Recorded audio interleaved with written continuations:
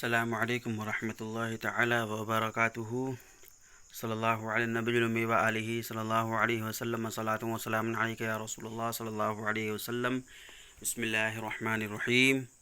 عزیز طلباء، کل کے سبق میں ہم نے منصرف و غیر منصرف کی تعریف اور اس کا حکم جانا تھا، اور اس کے اسباب تسعہ کیا کیا ہیں ہم نے یہ جانا تھا۔ آج کے سبق میں ان کی ہم تفصیل جانیں گے۔ چلیں سبق شروع کریں۔ بسم اللہ الرحمن الرحیم۔ اما العدل، رہا عدل۔ سب سے پہلے عدل کے بارے میں شروع کیے ہیں، اور عدل کا لغوی معنی، عدل کا اگر صلہ من آئے تو اس کا معنی ہوتا ہے دور ہونا، اور عدل کا صلہ اگر الی آئے تو معنی ہوتا ہے کسی کی طرف مائل ہونا، اور اگر عدل کا صلہ عن آئے تو اس کا معنی ہوتا ہے اعراض کرنا۔ اصطلاحی معنی کیا ہوتا ہے وہ کتاب سے ہم دیکھ لیتے ہیں۔ فہو تغیر اللفظ من صیغته الاصلیۃ الی صیغۃ اخری تحقیقا او تقدیرا۔ تغیر کو اوپر بین السطور میں آپ دیکھ رہے ہیں لکھیں اے خروجہ، یعنی کہ اس کا نکلنا، کسی لفظ کا اپنی اصلی شکل کو چھوڑ کر دوسرے شکل کو اختیار کرنا، تحقیقاً یا تقدیراً۔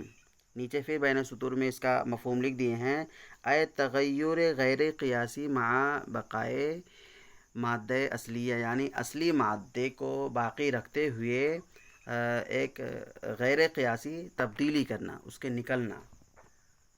یہاں پر دو باتیں قابل غور ہیں، ایک تحقیقاً اور دوسرا تقدیراً۔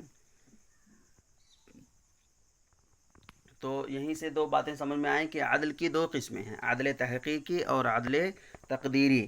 عدل تحقیقی وہ ہے کہ کسی لفظ کا غیر منصرف ہونے کے علاوہ اس کے اوپر اور کوئی دوسری دلیل بھی موجود ہو کہ یہ اسم فلاں اسم سے نکلا ہے، یعنی اس کا کوئی معدول عنہ ہے۔ معدول عنہ یعنی کہ یہ جس سے نکلا ہوا ہے۔ اور عدل تقدیری کیا ہے کہ غیر منصرف استعمال ہونے کے علاوہ اس کے پاس اور کوئی دوسری دلیل نہ ہو کہ یہ فلاں اسم سے نکلا ہے، بس اس کو مان لیتے ہیں۔ تو اس طرح سے دو طرح کے عدل ہو گئے، عدل تحقیقی اور عدل تقدیری۔ اب پھر یہاں اس کا حکم بیان کر رہے ہیں، ولا یجتمع مع وزن الفعل اصلا، اور یہ کبھی بھی وزن فعل کے ساتھ نہیں آتا۔ یعنی جو اسباب تسعہ ہم نے جانا ہے اس میں ایک سبب کیا ہے، وزن فعل بھی ہے۔ تو کسی اسم کو غیر منصرف ہونے کے لیے دو سبب یا کم سے کم ایک سبب پایا جانا ضروری ہے، دو سبب کے قائم مقام ہو۔ تو عدل میں عدل ایسا تو نہیں ہے کہ یہ دو سبب کی قائم مقام ہو، تو اس کے ساتھ ایک اور دوسرا کیا مل سکتا ہے کہ جس کے ساتھ مل کر یہ وہ غیر منصرف بن سکے۔ تو وہی انہوں نے کہہ دیا کہ ولا یجتمع مع وزن الفعل اصلا، اور یہ وزن فعل کے ساتھ کبھی بھی نہیں ملے گا۔ اس کی وجہ کیا ہے؟ اس کی وجہ یہ ہے کہ وزن فعل کے مخصوص اوزان موجود ہیں۔ اس میں جو 3 نمبر حاشیہ دیے ہیں اس کو دیکھ لیں، سمجھ میں آ جائے گا۔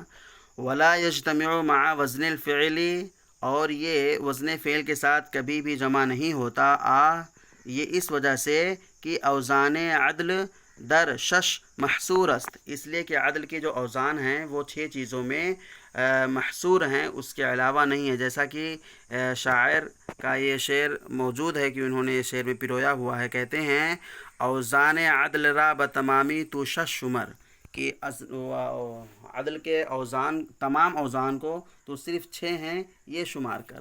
کیا کیا؟ مفعل، فعل، مثالہما مثلث عمر، ایک مفعل ہے دوسرا فعل ہے، اس کی مثال کیا تھی؟ مثلث اور عمر۔ فعلست ہمچوں امسی، فعالست چوں ثلاث، دیگر فعال دان تو قطامو فعل سحر۔ تو فعلست چوں ایک دوسرا وزن کیا ہے، تیسرا وزن کیا ہو گیا؟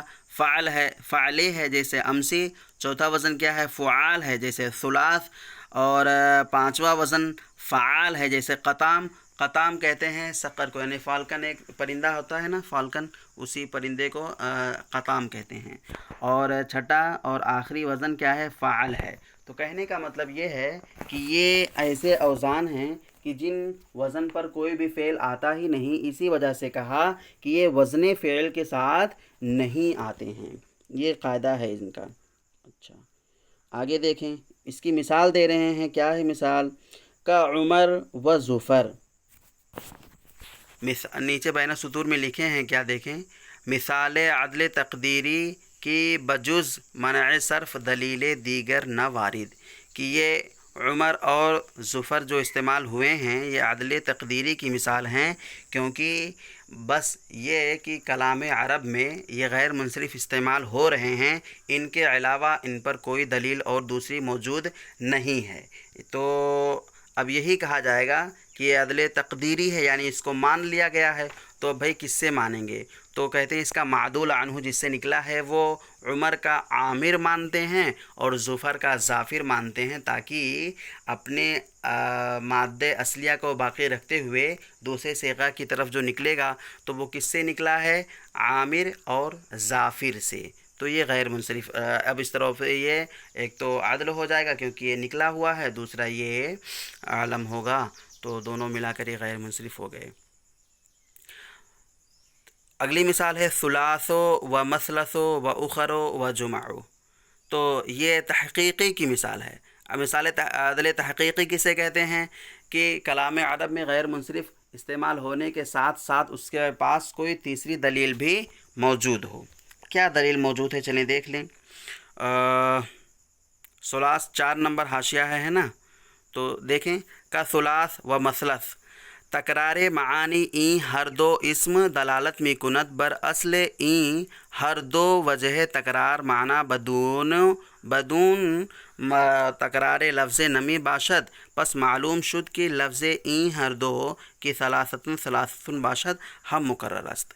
کہتے ہیں کہ ثلاثوں اور مثلثوں کا معنی 3 ہوتا ہے، اور یہ ایک ہی لفظ ہے اور اس میں 2 معنی آ رہے ہیں، یعنی 3 اور 3، تو اس کا مطلب یہ ہوا کہ یہ ثلاثتن اور ثلاثتن سے نکلے ہیں، کیونکہ ثلاثتن کا معنی 3، ایک بار 3، پھر دوبارہ جب بولیں گے ثلاثتن تب ہوگا 2 بار 3، تو گویا کہ یہ ثلاثوں اور مثلثوں کا جو معنی 3 آ رہا ہے ایک ہی لفظ سے، تو یہ اصل میں ثلاثتن اور ثلاثتن سے نکلے ہیں، لہٰذا اس کو ہم کہیں گے کہ عدل تقدیری نہیں بلکہ عدل تحقیقی ہے، کیونکہ اس پر ایک دلیل موجود ہے۔ اسی طرح سے اخرو اور جمعو ہے، کیا کہتے ہیں؟ یہ اخرو یہ اخرا کی جمع ہے، اخر یہ اخرا کی جمع ہے، اور اخرا یہ اس میں فاعل، اس میں تفضیل، معاف کیجیے، اس میں تفضیل آخرو سے نکلا ہوا ہے، اور اس میں تفضیل کے استعمال کا طریقہ کیا ہوتا ہے کہ اس کو یا تو لام کے ذریعے استعمال کریں گے، یا اضافت کے ساتھ استعمال کرتے ہیں، یا ال کے ساتھ میں استعمال کرتے ہیں۔